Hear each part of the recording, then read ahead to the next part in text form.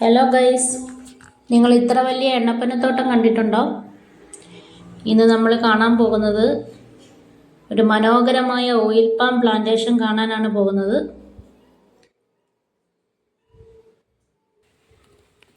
ഇത് വീടിൻ്റെ അടുത്തുള്ള ഒരു എണ്ണപ്പനത്തോട്ടമാണ്. ഞങ്ങളിങ്ങനെ ഇടയ്ക്ക് ഇവിടെ എല്ലാം വരാറുണ്ട്. അപ്പോൾ ഇന്ന് നിങ്ങളെയും കൂടെ കാണിക്കാമെന്ന് കരുതി അങ്ങനെ ഇറങ്ങിയതാണ്.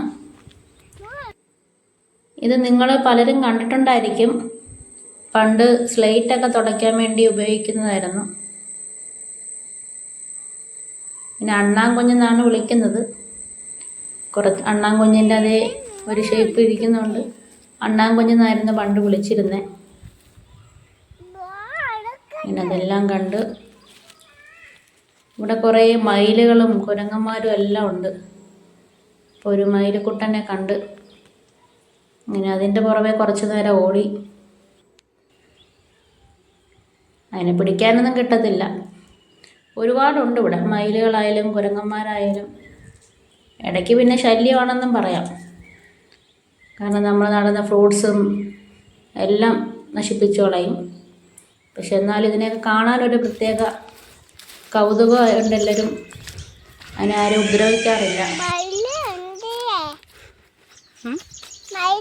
അങ്ങനെ പ്രകൃതി രമണീയമായ സ്ഥലമൊക്കെ കണ്ട് ഈവനിങ് ഇവിടെ വരണം.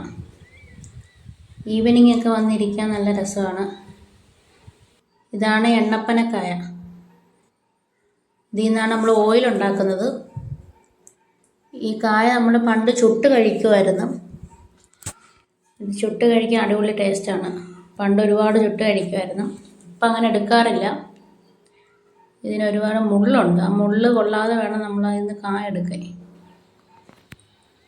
അങ്ങനെ ചെറുതായിട്ടൊന്ന് ഇറങ്ങി വിസിറ്റൊക്കെ ചെയ്ത് അങ്ങനെ ഞങ്ങൾ തിരിച്ചു പോവുകയാണ്.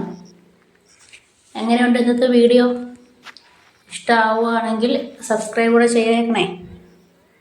അപ്പോൾ ഓക്കെ, ബൈ.